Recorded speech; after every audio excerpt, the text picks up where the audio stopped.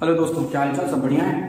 आज हम मैग्नेटोस्टैटिक के अपने तीसरे चैप्टर में हैं, जिसमें आज का जो हमारा टॉपिक है वो हम स्टार्ट कहां से कर रहे हैं कि magnetic force per unit length between two current carrying wires. अगर आपके पास कोई दो करंट कैरिंग वायर्स हैं तो उन्हीं के बीच में आपका कितना मैग्नेटिक फोर्स एक्ट करेगा ये आपको पढ़ना है।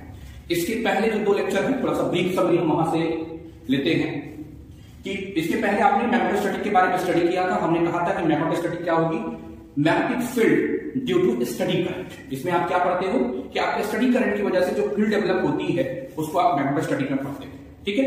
और हमने आपको बताया था कि आप जब मैग्नेटोस्टैटिक पढ़ने आएंगे ना तो पूरी की पूरी जो आपकी मैग्नेटोस्टैटिक होती है वो तीन फंडामेंटल क्वांटिटीज पे डिपेंड करती है।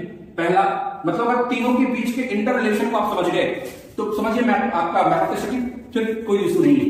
पहला आपका ये आपकी करंट डेंसिटी हो जाती है, ये आपकी करंट डेंसिटी हो जाती है, ठीक है। दूसरा आपकी क्वांटिटी कौन है, हमें करंट डेंसिटी दी होगी तो हमसे फील्ड पूछ लेते हैं, या फील्ड दी होगी तो करंट डेंसिटी पूछ लेंगे। ये आपकी मैग्नेटिक फील्ड होती है, ठीक है। और तीसरी जो क्वांटिटी है वो क्या है, स्केलर आपका वेक्टर पोटेंशियल। ये आपका क्या होता है, वेक्टर पोटेंशियल, ठीक है। तो आपको इन्हीं तीनों के बीच के रिलेशन को स्टडी करना होता है मैग्नेटोस्टैटिक में, ठीक है। तो ये हम बताए थे पहले लेक्चर में। फिर आपसे दूसरे लेक्चर में हमने बायो-सेवर्ट लॉ के बारे में स्टडी किया गया था। तो आज उसी बायो-सेवर्ट लॉ का यूज करते हुए हम ये पढ़ने जा रहे हैं कि अगर आपके पास कोई दो करंट कैरिंग वायर हो तो उनमें कितना आपका मैग्नेटिक फोर्स एक्ट करेगा वो बताना है। हमने अज्यूम क्या किया, हमने कहा कि हमारे पास दो ये वायर है, ठीक है। ये दो करंट कैरिंग वायर है और दोनों के बीच की डिस्टेंस कितनी है, डी है। दोनों को आपने पैरेलल रखा है। एक में पहले वायर में करंट पहले वायर में जो करंट फ्लो हो रही है वो I1 है, दूसरे वायर में जो करंट आपकी फ्लो हो रही है वो I2 है, ठीक है। ध्यान से बात समझिए।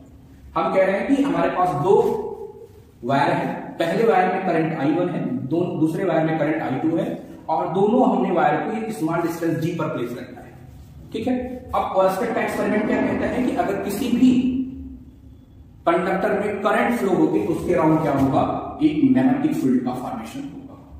अब दोनों में करंट फ्लो हो रही है तो दोनों अपनी अपनी फील्ड को प्रोड्यूस करेंगे। से हमने कहा पहले वायर के द्वारा जो फील्ड प्रोड्यूस की जा जो आपकी फील्ड फॉर्म हो रही है वो B1 है, और दूसरे वायर दूसरे वायर में जो आपकी फील्ड प्रोड्यूस हो रही है वो B2 है। ध्यान से समझिएगा, ठीक है। अब अगर इनके डायरेक्शन की बात करें तो आप पढ़ते हैं राइट हैंड थंब रूल आपसे क्या कहता है कि अगर आपका थंब करंट की डायरेक्शन को शो करेगा तो जो कर्व फिंगर्स होंगी वो आपकी फील्ड की डायरेक्शन को शो करती है, ठीक है। ये ध्यान रखिएगा, जब भी आपको फील्ड निकालना है तो आप राइट हैंड थंब रूल लगाएंगे। ये करंट की डायरेक्शन है, ठीक है, तो आपकी जो कर्व फिंगर्स होंगी वो आपकी फील्ड की डायरेक्शन को शो करेंगे। सेम यहां भी होगा, ये अगर आपकी करंट की डायरेक्शन हो गई तो आपकी क्या होगी, जो कर्व फिंगर्स होंगी आपकी क्या होंगी, फील्ड की डायरेक्शन को शो करेंगी, ठीक है ना। तो दोनों ही वायर में आपकी फील्ड डेवलप होगी, ठीक है। अब हम कहते हैं ठीक है, according to the Biot Savart law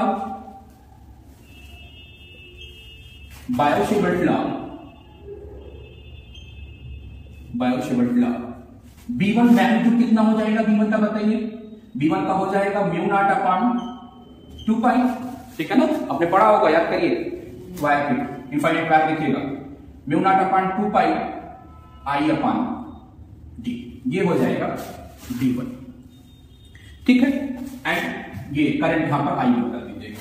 and B2 आपका क्या हो जाएगा भैया, B2 मतलब field produce due to the I2 current, तो ये क्या हो जाएगा, mu not upon 2 pi I2 upon D हो गया, ठीक है। ये B1 किसकी वजह से प्रोड्यूस हो गया, ये आपका I1 करंट की वजह से, और B2 किसकी वजह से प्रोड्यूस हो गया, I2 करंट की वजह से, ठीक है।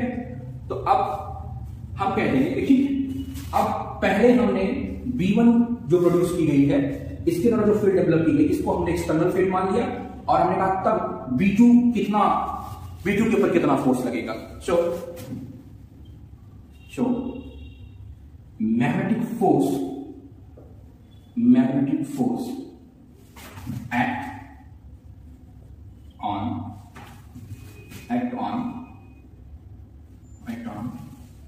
the wire carrying current I2 कितना होगा भैया, करंट I2। अब हमने क्या कह दिया, देखिए अब आपने कहा कि पहला वायर जो जिसमें I1 करंट है उसकी फील्ड आपने मानी है, एक्सटर्नल फील्ड, ठीक है। तो उसके कारण जो आपका फोर्स होगा वो हमने कह दिया F21। क्या कह दिया भैया? F21। ये आपका F21 है, ठीक है। तब F21 कितना हो जाएगा? F21 ये आपका हो जाएगा। अब करंट कौन सी है उसमें फ्लो हो रही? I2 है, तो ये हो गया I2, ठीक है। और ये क्या हो जाएगा? DL2 क्रॉस R, नहीं R B1 होती है, R क्रॉस में या B1, ठीक। B1 की वैल्यू अब क्या हो जाएगा? B1 तो एक कांस्टेंट है, बाहर निकलने। अब कांस्टेंट मतलब क्या हो गया? देखिए ये L2 है और ये B1 है, दोनों का क्रॉस प्रोडक्ट होगा। मैं क्रॉस करना है, कांस्टेंट निकल गया, तो ये दोनों का क्रॉस प्रोडक्ट साइन थीटा होगा। अब आप यहां से पढ़े हैं, ठीक है ना। अब ये करंट की डायरेक्शन है, तो कर्व फिंगर्स आपकी क्या होंगी? फील्ड की डायरेक्शन हो जाएगी, तो एंगल कितना हो जाएगा? 90 डिग्री, ठीक है। तो ये आपका क्या हो जाएगा? F21, ठीक है। ये आपका क्या हो जाएगा? I2 B1 और ये आपका क्या हो गया? DL, ठीक है। तो है तो DL, ठीक। अब F21 B1 कितना आपने कैलकुलेट किया है? B1 आपका है I2 म्यू नॉट अपॉन 2 पाई I1 अपॉन D और ये आपका क्या हो गया भैया? DL2। ये क्या हो गया? F2, ठीक है। तो अब निकालना क्या है? Magnetic force per unit length. चलो अब इसको हमने कह दिया magnetic force per unit length small f है। ये आपका क्या हो जाएगा? कैपिटल F21 अपॉन DL2, ठीक है। सही तो आपका होगा।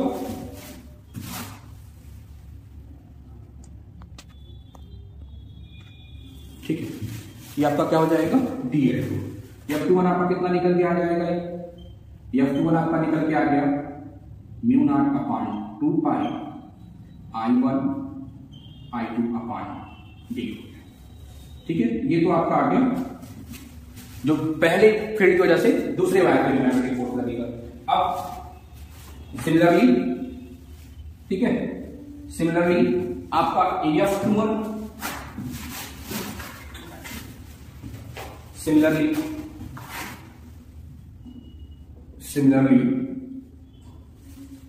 F12 आपका क्या हो जाएगा भैया? वो भी तो वही हो जाएगा mu not upon 2 pi I1 I2 upon D, ठीक है। उसकी डायरेक्शन ये हो जाएगी, ये F2 हो जाएगा, ठीक है। ये आपका F21 जो हो गया म्यू नॉट अपॉन 2 पाई I1 I2 अपॉन D हो गया।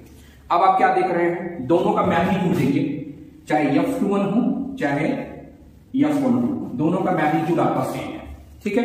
अब यहां से आपसे क्वेश्चन कैसे पूछा जाएगा कि पूछते हैं कि देखिए अगर करंट, यहां फोर्स का नेचर आपसे पूछा जाता है कि फोर्स का नेचर कैसा होगा, ठीक है ना। अब अगर यहां पर जो फोर्स के नेचर की बात आएगी तो हम करंट की डायरेक्शन को देखेंगे, ठीक है। अगर दोनों करंट की डायरेक्शन सेम है, दोनों करंट की डायरेक्शन सेम है, तो फोर्स आपका कैसा होगा भैया? अट्रैक्टिव इन नेचर होगा, ध्यान रखेंगे। अगर दोनों करंट की डायरेक्शन सेम है तो फोर्स आपका अट्रैक्टिव इन नेचर होगा, ठीक है। और अगर दोनों करंट की डायरेक्शन मतलब एक ही अपवर्ड है, माने दूसरे की हम डाउनवर्ड, I2 आपकी क्या होगी? डाउनवर्ड हो गई, ये आपका क्या हो जाएगा? तब फोर्स आपका कैसा हो जाएगा? रिपल्सिव इन नेचर हो जाएगा। ये ध्यान रखेंगे। इसका कंक्लूजन यही है दोनों का कि अगर आपका फोर्स क्या होता है भैया, अगर आपका जो एक्ट करने वाला फोर्स है वो उसका नेचर कैसा होगा? आप कहेंगे अगर दोनों करंट की डायरेक्शन सेम है तो ये दोनों का नेचर आपका कैसा हो जाएगा? अट्रैक्टिव दोनों फोर्स होंगे। और अगर करंट की डायरेक्शन क्या है? अपोजिट है, तो फोर्स का नेचर कैसा हो जाएगा? रिपल्सिव हो जाएगा, ठीक है। ये आपको ठीक है। अब आइए कुछ प्रॉब्लम करते हैं इसके।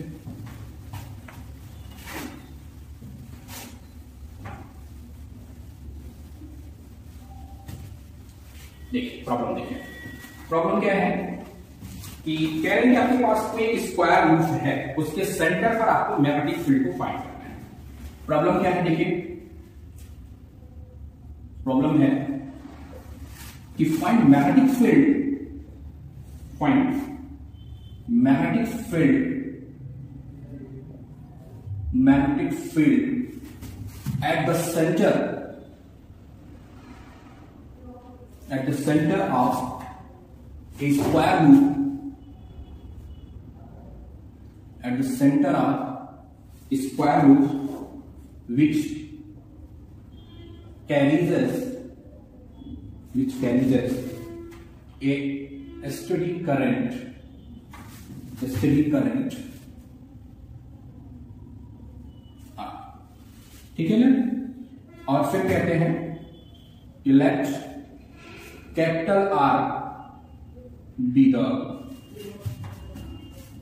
the distance from center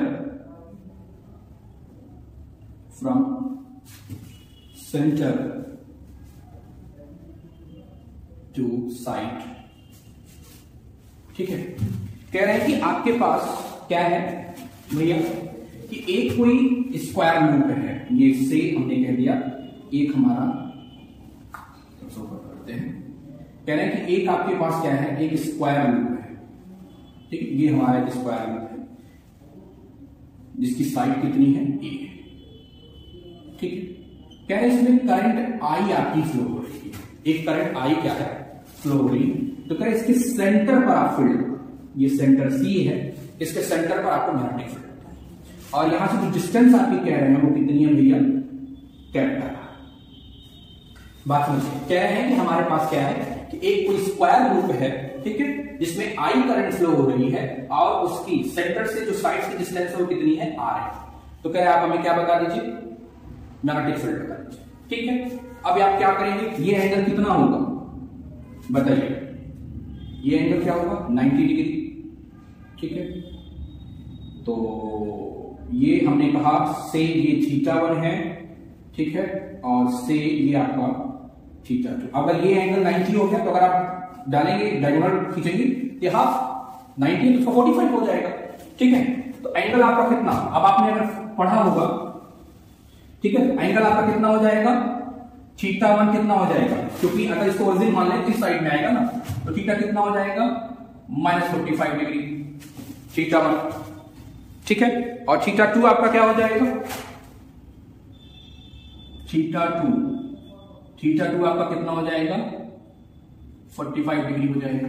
और डिस्टेंस कितनी है, डी कितनी है भैया, कैपिटल आर है, ठीक है। अब आप जानते हैं वी नो दैट फार्मूला। अब एक मिनट देखिएगा, अब पूरे इस पे जो फील्ड डेवलप होगी वो क्या होगी, पूरे सेगमेंट की वजह से होगी। इसकी जो पहला सेगमेंट है हमारा जो फर्स्ट है, इसकी हाफ हमने कह दिया इसकी वजह से फील्ड B1 है, ठीक है। यहां पे B2 है, यहां पे B3 है, और ये आपका क्या है B4 है, ठीक है। तो अब हम क्या करेंगे, एक का पहले निकाल लेंगे, सबको ऐड कर लेंगे उसी के साथ, ठीक है। तो एक पहले B1 निकालिए। B1 क्या होता है, वी नो दैट जो आपने निकाला है मैग्नेटिक फील्ड, याद होगा due to straight finite wire, कितना निकल गया था, B1 आपका आया था म्यू नॉट अपॉन 4 पाई, ठीक है, I अपॉन D, और क्या आया था sin θ2 माइनस sin θ1। अगर आप उस आर्टिकल के प्रूफ में देखिए तो वहां पर हमने इसको प्लस रखा है, क्योंकि वहां पर हम -θ1 मान चुके थे पहले से, तो या तो आप सीधा प्लस रखेंगे तो आपको यहां माइनस रखने की जरूरत नहीं पड़ेगी, ये याद रखिएगा। उस आर्टिकल में हमने थीटा को -1 रख चुके थे, -θ1, तो इसलिए हम वहां पर माइनस तक नहीं ले रहे थे, ठीक है। अब अगर आपसे फील्ड पूछ ले फील्ड की डायरेक्शन, तो देखिए मान लीजिए कि ये आपका क्या है, ये आपका एक्स एक्सिस है, ये वाई एक्सिस है, और ये आपकी जेड एक्सिस है, ठीक है। अगर हमने मान लिया कि स्क्वायर लूप आपका एक्स वाई पे है, एक्स वाई प्लेन में है, तो आपकी डायरेक्शन क्या हो जाएगी, जेड की हो जाएगी, ठीक है ना। ध्यान रखिएगा हमारी बात, एक बार पूरी प्रॉब्लम समझ लीजिए। है क्या कि आपसे कह रहा है कि find magnetic field at the centre of square loop which carries the steady current I, let R be the distance from centre to side, ठीक है। तो आपने एक स्क्वायर लूप बना लिया जिसकी साइड आपने कहा ए, ठीक है। तो अब आपने कहा कि सेंटर पर डिस्टेंस आपकी आर थी, ठीक है। हमने पहला, अब इसके 4 साइड्स होंगे 1 2 3 4, ठीक है, 4 सेगमेंट होंगे, हमने एक पे हमने कैलकुलेट किया पहले, ठीक है। एक पे कैलकुलेट करेंगे क्योंकि साइड सेम होगी तो फील्ड भी आपकी सेम होगी, तो ऐड करेंगे, ठीक है। तो पहले ये एक सेगमेंट के लिए निकालते हैं, यहाँ पर थीटा आपने मेजर किया -45 डिग्री हो गया क्योंकि ठीक है, और ये θ2 आपने मेजर किया, ये भी आपका 45 हो गया। ठीक है, तो आपने कहा ठीक है b1 कितना हो जाएगा, mu not upon 4 pi I D sin θ2 minus sin θ1।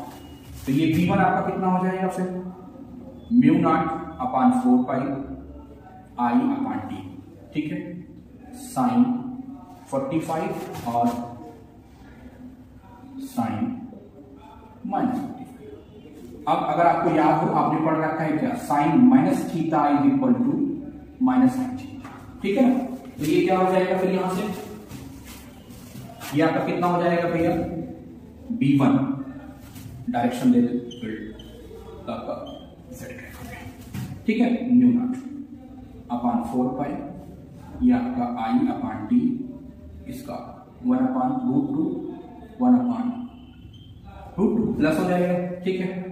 तो डायरेक्शन z, तो b1 आपका कितना हो गया, म्यू नॉट अपॉन 4 पाई आई 2 अपॉन √2 हो जाएगा, ठीक है। तो अब 2 से मल्टीप्लाई 2 से डिवीजन करा लीजिए, ठीक है। तो ये आपका कितना आ जाएगा भैया, ये जो आएगा आपका √2 म्यू नॉट आई, ये आपकी फील्ड डायरेक्शन z, ये किसकी वजह से होगी, सिर्फ और सिर्फ आपके ठीक है। ये आपकी 2 से ये कैंसिल हो जाएगा, ये आपका 2√2, ठीक है ना, 2√2 पाई डी, ये हो गया। ये फील्ड आपका सिर्फ b1 आई ना। आपसे पूछ क्या रहा है, रिजल्टेंट फील्ड बता दीजिए पॉइंट सी पर या सेंटर पर। So resultant field, so resultant field क्या हो जाएगी, ठीक है, रिजल्टेंट फील्ड आपकी हो जाएगी b, और ये बराबर होगी 4b1 के, क्योंकि सब सेम ही होगी, b1 equal to b2 equal to b3 equal to b3 b4 के सब सेम होगी, ठीक है। तो ये आपका b जो आएगा वो कितना हो जाएगा भैया, 4 times of mu not I upon 2√2। तो b आप सॉल्व करेंगे कितना हो जाएगा, √2 म्यू नॉट अपॉन आई, और ये क्या है पाई डी। यहाँ पे एक चीज ने चेंज ही नहीं किया, ये गलती नहीं चली आ रही है। यहाँ पर चूंकि प्रॉब्लम में वो r कैपिटल R कहा गया है, तो हम कैपिटल R ही रखेंगे, यहाँ डी करते हुए चले आ रहे थे, यहाँ पर कैपिटल R कर दीजिएगा भाई, क्योंकि ये प्रॉब्लम है, बीजेपी की प्रॉब्लम है। आप देखेंगे कैपिटल R में क्या रखा है, ठीक है। ये आपका क्या हो जाएगा पाई, तो ये आपकी सेंटर पर आएगा, ठीक है। आपके स्क्वायर रूट के सेंटर पर आपकी फील्ड कितनी हो जाएगी भैया, mu naught √2 mu not I upon pi, ये आपका हो जाएगा, ठीक है। ऐसे कभी कभी आपसे क्या पूछ लेते हैं कि मान लीजिए पेंटागन हो जाए, ठीक है, ऑक्टागोनल हो जाए, तो क्या होगा, एक जनरल फार्मूला आपको हम बताने जा रहे हैं, उसी से आप फटाफट वैल्यू रख के निकलता चला जाएगा। हम कह रहे हैं कि अगर आपको कोई एक ऐसा दे दे कि उसमें n नंबर ऑफ पॉलीगॉन्स, अगर मान लीजिए कि आपसे कह दिया जाए कि कोई आपके पास एक n नंबर ऑफ पॉलीगॉन्स हो और n नंबर ऑफ पॉलीगॉन्स के लिए आपसे रिकॉर्ड किया जाए, तो जनरल फार्मूला जान लीजिए, फॉर n साइड्स और n sides regular, for n side regular polygon, ठीक है। अब इसमें आप देखिए ये फार्मूला यही आपको याद रखना है, ठीक है ना। n आप बदल देंगे, बदल n मतलब जितनी साइड्स हो रहेगा, ठीक है, तो वही आप बदल देंगे, आपका मिल जाएगा।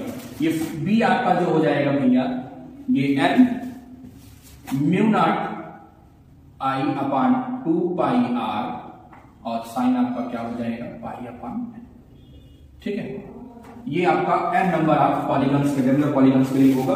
अब इसमें n जो होगा आप बदलते जाएंगे, मान लीजिए अगर स्क्वायर कहा है तो 4 कर देंगे, ठीक है। और अगर आपसे क्या कहा है कि हेक्सा कहेगा, पेंटागन कहेगा, तो आप बदलते चले जाइएगा। तो ये n पॉलीगॉन्स के लिए है, ठीक है, n है, अगर आपसे बदलने के लिए कहेगा तो आप बदलते हुए चले जाइएगा, ठीक है। तो ये यही आप याद रख लीजिए, सिंपल सा यही आप याद करिए कि n साइड रेगुलर पॉलीगॉन्स के लिए क्या होगा। कभी कभी पूछ लेते हैं, b आपका क्या हो जाएगा, n mu not I 2 pi r sin pi upon n, ठीक है। तो यही से आपका हो जाएगा। ये आइए अगली प्रॉब्लम, दूसरी प्रॉब्लम करते हैं।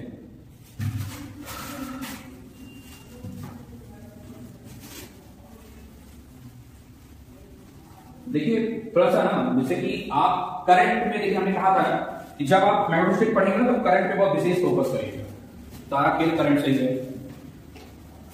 ठीक है, अगली प्रॉब्लम आगे नोट करते हैं। अगली प्रॉब्लम क्या है कि find the force on A square loop placed as shown in the figure, ठीक है, near an infinite straight wire,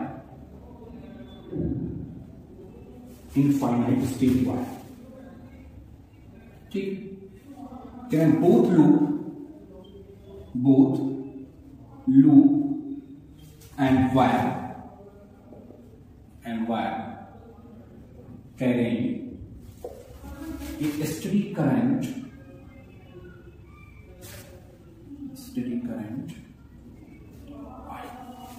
ठीक है। कह रहे हैं कि आपके पास कोई एक स्क्वायर लूप है, ठीक है, वो एक स्क्वायर लूप है, और उस स्क्वायर लूप में आपसे जो पूछा जा रहा है कि फिगर हम बना रहे कैसे है, एक इनफाइनाइट स्ट्रेट वायर के नियर रखा गया है और दोनों में करंट आपकी आई है।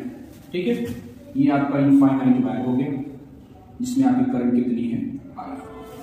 ठीक है, ये आपका कोई एक सर्कुलर लूप है,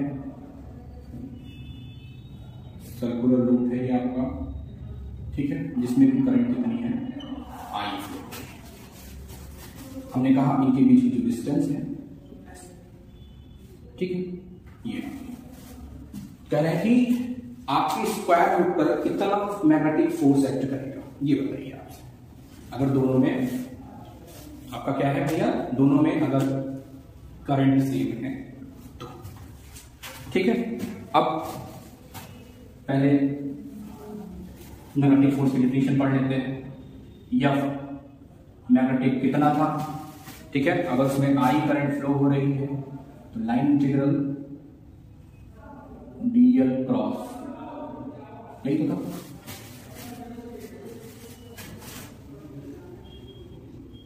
बी पता नहीं आज दिमाग से कुछ चल रहा है, ठीक है। तो मैग्नेटिक आपका कितना था, आई डीएल क्रॉस बी, कितना, ठीक है। और आपने पढ़ रखा है अगर किसी भी कोई भी आपके पास क्या है, अगर कोई मैग्नेट एक वायर है उसमें फील्ड कितनी हो जाएगी, B इज इक्वल टू क्या हो जाएगा, mu not upon 2 pi I upon, ठीक है। अगर कोई स्ट्रेट वायर कोई वायर होगा तो उसमें इतनी करंट आपकी फ्लो होगी, ठीक है। अगर आई करंट फ्लो हो रही है तो आपकी जो डेवलप मैग्नेटिक फील्ड है कोई तरीके, ठीक है। तो आपसे क्या कह रहा है कि मैग्नेटिक फोर्स बता दीजिए, ठीक है। अब इसमें देखिए हम 3 सेगमेंट, आपके 4 सेगमेंट बना रहे हैं, एक F1 2 2 3 3 4, ठीक है। हमने पूरे को 4 सेगमेंट में बांटा, करंट, ठीक, ये आपकी करंट ऐसे फ्लो हो रही है आपके लूप में, ठीक है। पूरी बात समझ लीजिए। आपसे क्या कहा जा रहा है कि find the magnetic force on square loop placed at shown in the figure near an infinite straight wire, both loop and wire carrying steady current है, ठीक है। तो हमने एक इनफाइनाइट वायर आपका ले लिया, ये आपका इनफाइनाइट वायर हो गया ये, ठीक है। इसमें करंट आपकी आई फ्लो हो रही है, एक आपने सर्कुलर लूप ले लिया जिसका साइड कितना है, ए है, ठीक है। दोनों के बीच की डिस्टेंस को एस मान लिया। तो हमने कहा इसको हम 4 सेगमेंट्स में आपके बांटेंगे, ठीक है। अब पहले हम निकालने जा रहे हैं कि मैग्नेटिक फोर्स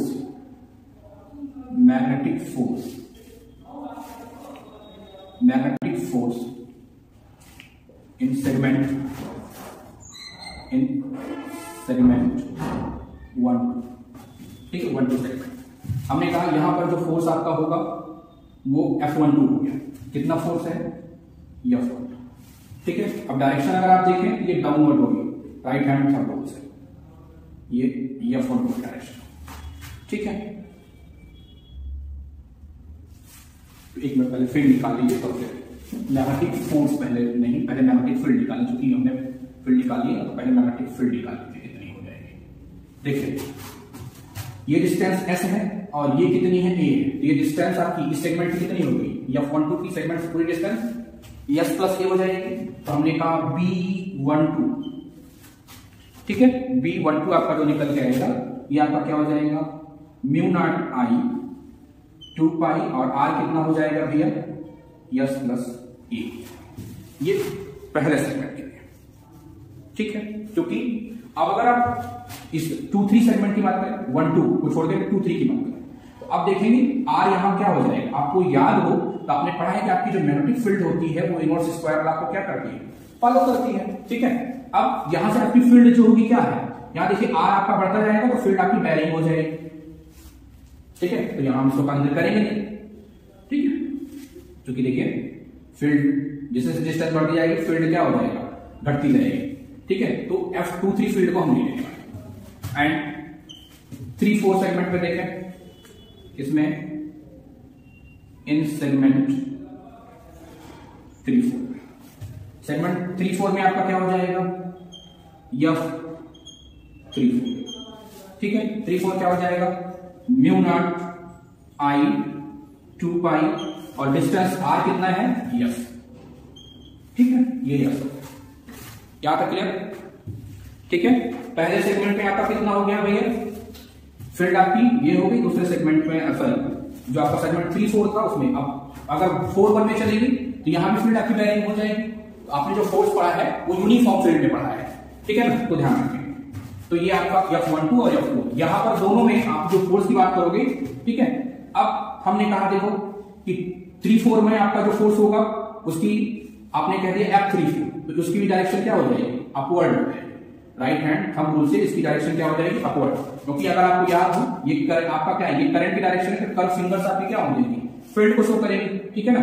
और ये आपका क्या है, ये अगर करंट की डायरेक्शन हो जाएगी, ये कर्व फिंगर क्या शो करेंगे, फील्ड को शो करेंगे। यहाँ फिर आपका जो फोर्स होगा वो डाउनवर्ड होगा और इधर जो फोर्स आपका होगा वो अपवर्ड डायरेक्शन में होगा, ठीक है। तो अब आप निकाल लें, अब आपने निकाल लिया कि सेगमेंट 1-2 में और सेगमेंट 3-4 में कितना फोर्स आपका लगा, सॉरी फील्ड कितना है, नेगेटिव फील्ड कितनी है। तो अगर आपने नेगेटिव फील्ड निकाल लिया तो आप निकाल लें, सो क्या निकाल लेंगे, F12, हाँ पहले F12, ठीक है। F12 कितना है, करंट तो सेम ही है, करंट तो बदल नहीं है, ठीक है। और आपका ये कितना हो जाएगा, फील्ड B12, और आपका क्या हो जाएगा, ठीक है। ये आपका line integral F1 I, B12 की वैल्यू आपने निकाला है, क्या निकाला है, mu not I 2 pi s plus a, और a कितना हो जाएगा, ठीक।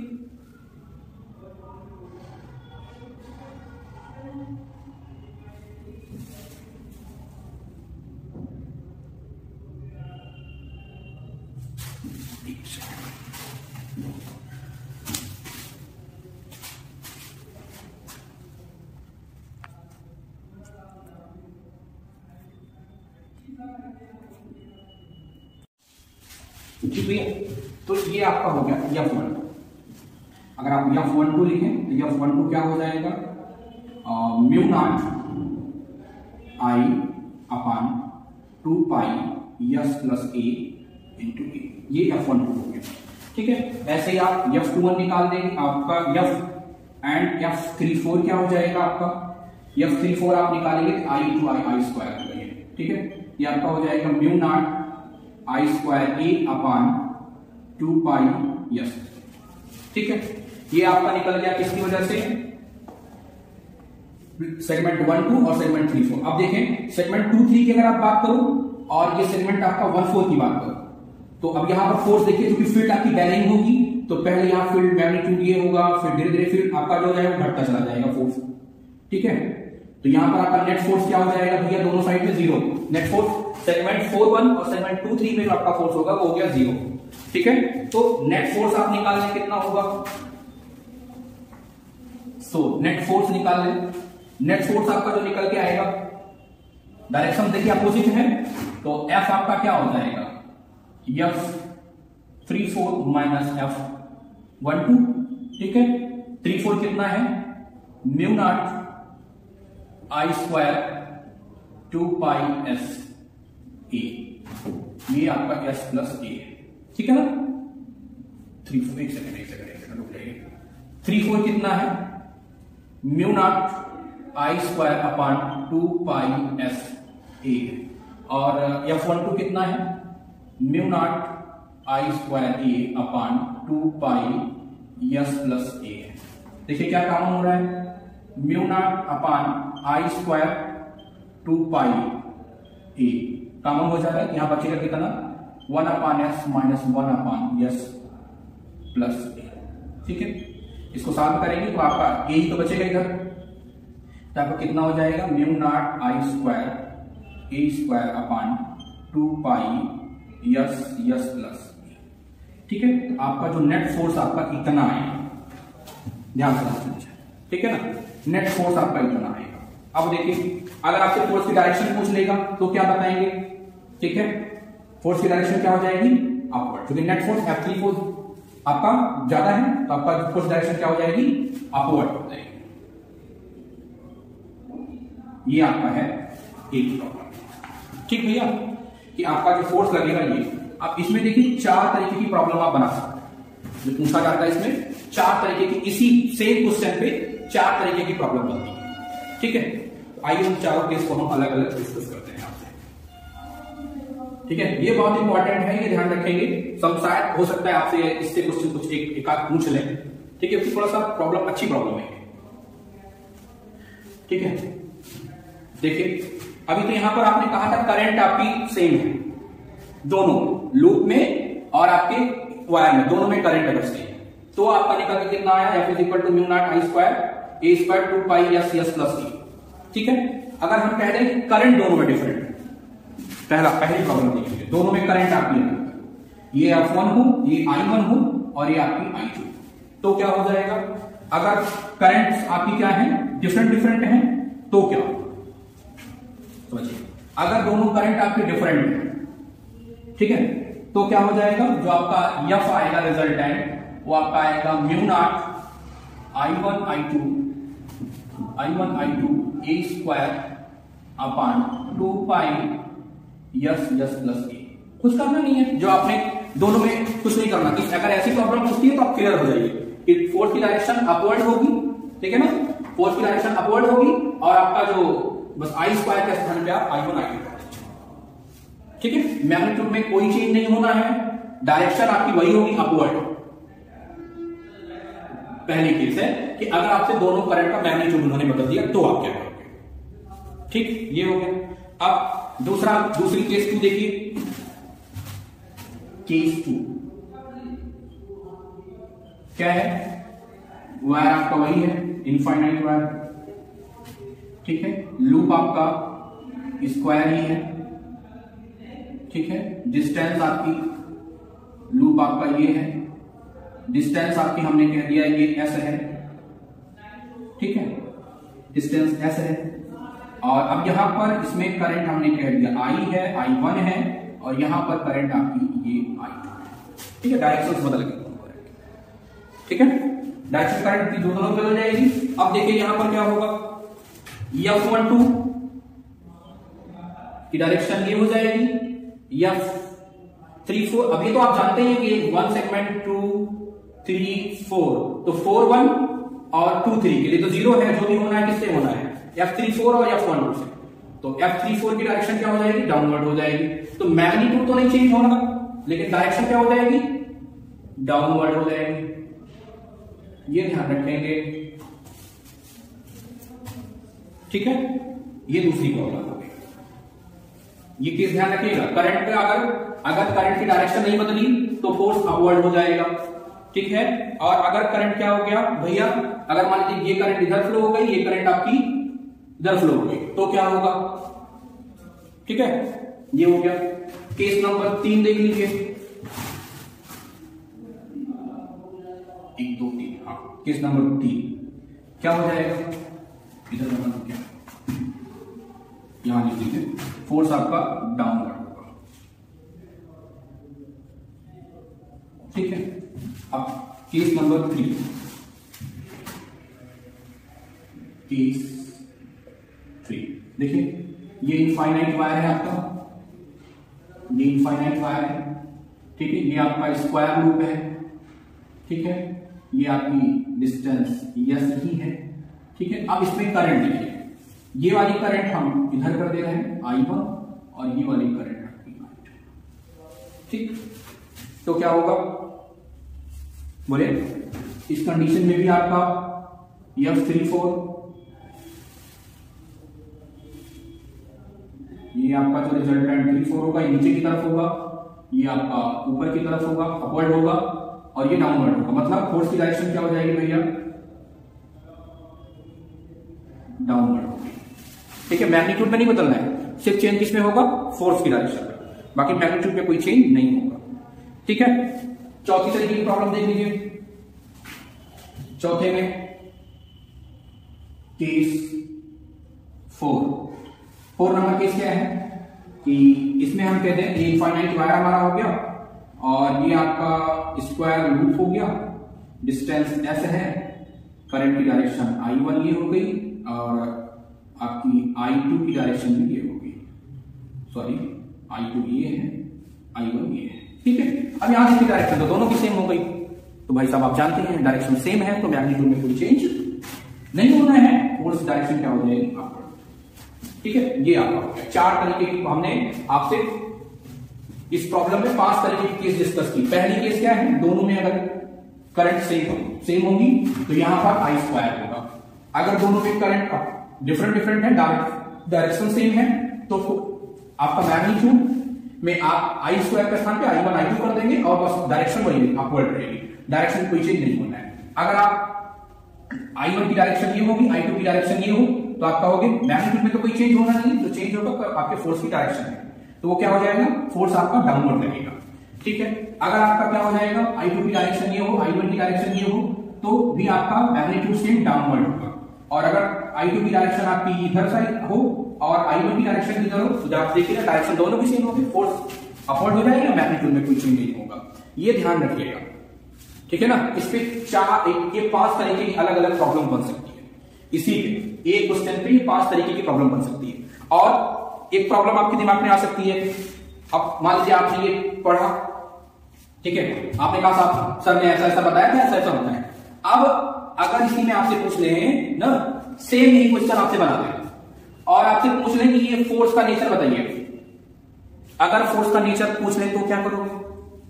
ठीक है, यही बता दिया आपसे कि मान लीजिए दे दिए कि फोर्स का मैग्नीट्यूड ये होगा, तो आप मैग्नीट्यूड को आप ध्यान से समझ लीजिए, अपवर्ड भी समझ गए आप ना। यहीं पे अगर आपसे पूछ लें कि नेचर ऑफ फोर्स बता दीजिए, तो आप अभी इसके पहले जो आर्टिकल हमने कराई ना, अगर दोनों करंट की डायरेक्शन सेम है, मतलब ये नीचे वाले सेगमेंट को आप तुरंत खोजोगे। ठीक है, इस सेगमेंट में और इस सेगमेंट में करंट की डायरेक्शन कैसी है? ठीक है, अगर इस सेगमेंट में करंट की डायरेक्शन सेम है तो फोर्स आपका अट्रैक्टिव होगा, और अगर दोनों सेगमेंट में करंट आपकी अपोजिट है तो फोर्स का नेचर कैसा होगा?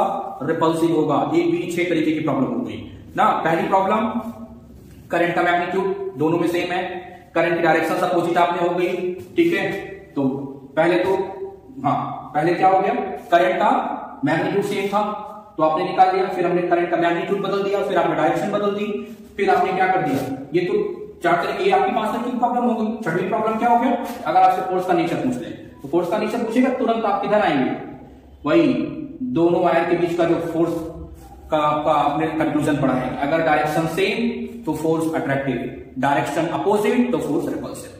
ठीक है, इसमें आप कोई भी कंफ्यूजन नहीं रखेंगे, तुरंत ही दिमाग में रखिएगा। ठीक है, इसलिए हम आपसे कहते हैं ना कि जब भी आप फिजिक्स पढ़िए तो उस पर न्यूमेरिकल प्रॉब्लम सॉल्व करिए और उसके बारे में सोचिए कि इससे क्या क्या क्वेश्चन बन सकते हैं। ठीक है, क्योंकि जो पेपर बनाते हैं ना वो भी हमसे आपसे ज्यादा पढ़े लिखे होंगे भाई, जाहिर सी बात है, और उनके पास अनुभव भी ज्यादा होता है प्रॉब्लम को ना, प्रॉब्लम को उनके पास समझ भी थोड़ी ज्यादा होती है भाई। ठीक है, तो वो प्रॉब्लम को कई तरीके से सोच सकते हैं। ठीक है, इसीलिए आप भी थोड़ा अपने आप को बृहद बनाइए, थोड़ा सोचिए। ठीक है, कुछ छोटी छोटी प्रॉब्लम्स हैं, जैसे हमने आपको सरफेस पे बात की थी ना, सरफेस करंट निकलवाया था और वॉल्यूम करंट निकलवाया था, उस पर दो छोटी प्रॉब्लम है, देख लीजिए। पहली प्रॉब्लम क्या है, अगली प्रॉब्लम जो आपकी है, कह रहे हैं कि एक current I flow down a wire of radius E. ठीक है, आपसे क्या कह रहे हैं, पहला कि if it is uniformly distributed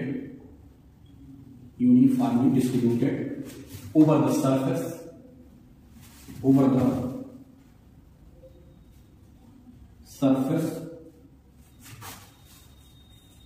okay, what is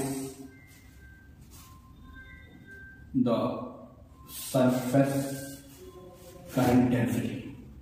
ठीक है, आपसे क्या पूछ रहा है, सरफेस करंट डेंसिटी बता दीजिए। ठीक है, दूसरा आपसे क्या कह रहा है कि if it is distributed, it is माने कौन, current, if it is distributed in such A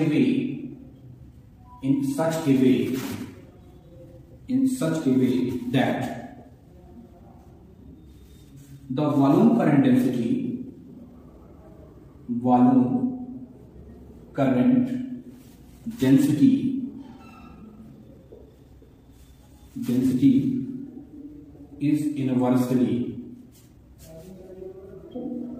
is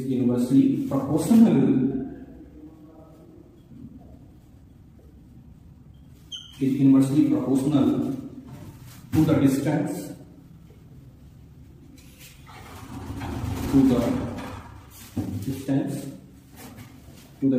from the axis सबसे क्या करें कि व्हाट इज जे।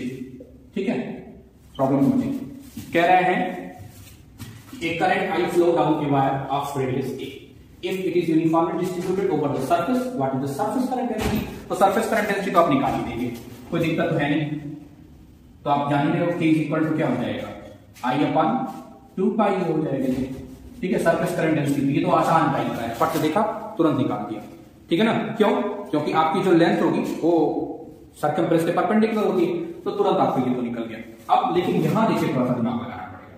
यहां आपसे क्या कह रहा है कि आपका जो J है वो किसके इनवर्सली प्रोपोर्शनल है, 1/s के ना।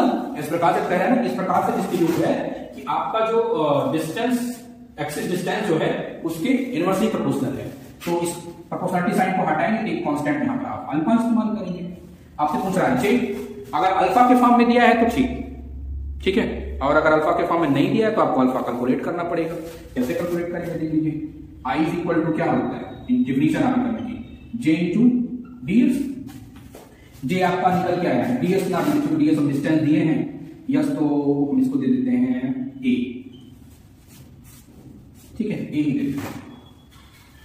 तो J कितना है आपका, I। अब यहां पे देखिए J की वैल्यू रखिए अल्फा अपान s, dA आपका क्या हो जाएगा, स्फेरिकल कोऑर्डिनेट में यस ds d फाई। ठीक है, तो s से s कैंसिल हो गया, I अल्फा d फाई का कितना हो जाएगा, 2 पाई। ठीक है, और ये ds आपका कितना हो जाएगा, यस हो गया। ठीक, अब s मतलब रेडियस कितना दिया है a, तो ये आपका हो गया a। ठीक है, अल्फा आपका क्या डिफाइन हो गया, I अपान 2 पाई, ये डिफाइन हो गया अल्फा। अब आप अल्फा, ठीक है भैया, तो आपका जो J आएगा, J क्या निकल के आ जाएगा, अल्फा की वैल्यू आप रख दीजिए I 2 पाई a, और ये हो गया, ये आपका J हो गया। ठीक, ये आपकी एक प्रॉब्लम हो गई। और इसी पे एक प्रॉब्लम और है,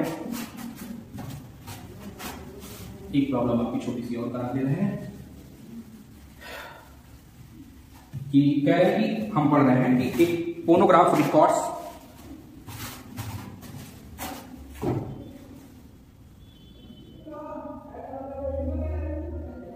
phonograph record a uniform density of static electricity sigma. If it rotates